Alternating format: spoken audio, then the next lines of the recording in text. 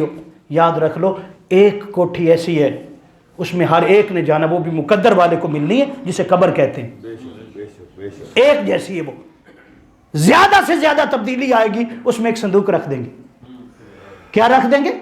صندوق. مطلب کیا؟ تابوت. کیا؟ دفن کرائیں گے بھائی.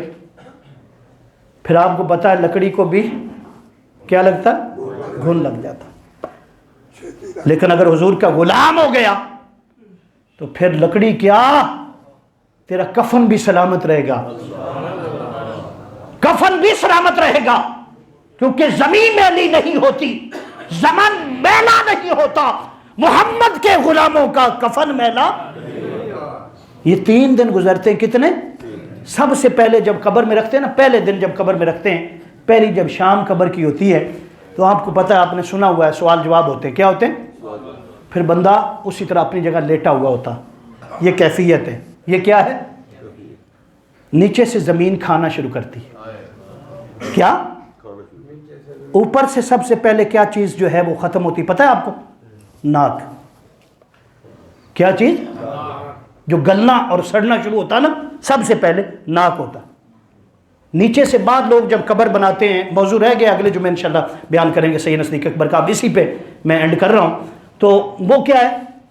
مصلی بچھا دیتے ہیں، کھجور کا مصلی. کیا ہوتا؟ نہ بچھایا کرے اس کو. سن رہے ہو کیا کہہ رہا ہوں؟ نہ بچھایا کرے. مٹی جو لذت مٹی میں ہے نا، جو خاک کے ساتھ بندہ جب ملتا، یہ اسی مٹی کا تو بنا تھا، وہیں سے تو اس کو تخلیق کیا گیا تھا.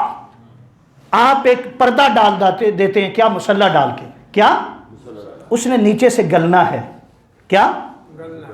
اور اگر نیچے مصلی ہوگا تو پہلے مصلی جو ہے پھر جسم تک پہنچے گا. پھر کیا ہوگا؟ 3 دن لگتے ہیں، تیسرے دن پیٹ پھٹ جاتا. قبر کا حال ہے، آنکھیں باہر نکل آتی ایسے. کتنے دن گزرتے؟ آگے پھر پروسس جیسے جیسے تعفن پھیلتا، کیونکہ قبر بند ہوتی ہے، باہر کچھ نہیں آتا، باہر کچھ وہ عذاب دوسرا الگ ہے. یہ میں میڈیکل پروسس بتا رہا ہوں عام بندے کا.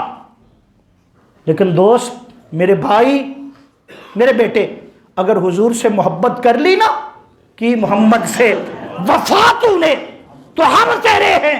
یہ جہاں چیز ہے کیا، لوہ قلم تیرے. مٹی پھر نہیں کھائے گی. نہیں یقین آتا، اٹھائیں کتابیں. ہزاروں سال گزر گئے، ہزاروں سال کے بعد قبریں جو تھی کھولی گئی، سلامت پڑے.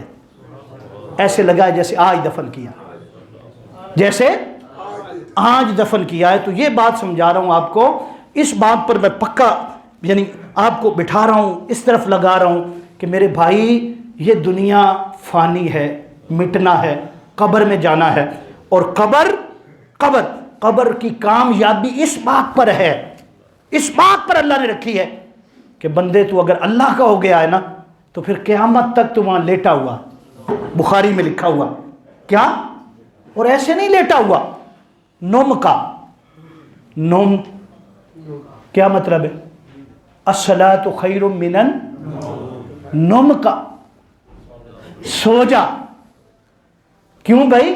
وہ دنیا میں جاگتا تھا نا، وہ جو آواز سنتا تھا کہ الصلاۃ خیر من النوم، اٹھ نماز پڑھ.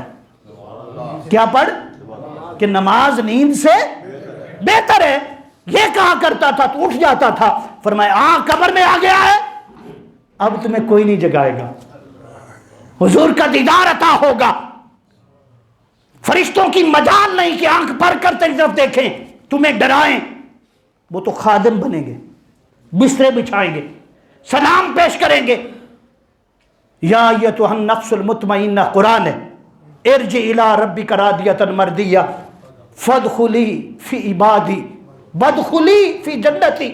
رب فرمائے گا آ گیا ہے، میرے بندوں میں شامل ہو جا. پہلے بھی تیرے جیسے بندے میں نے سنبھال کر رکھے ہیں، قیامت تک محفوظ ہے. تو بھی ان میں شامل ہو. تیرا مسکن محمد مصطفیٰ کے ساتھ ہے، سیدنا صدیق اکبر کے ساتھ ہے. تو حضرت فاروق اعظم رضی اللہ تعالیٰ عنہ کے فیض یافتہ ہے،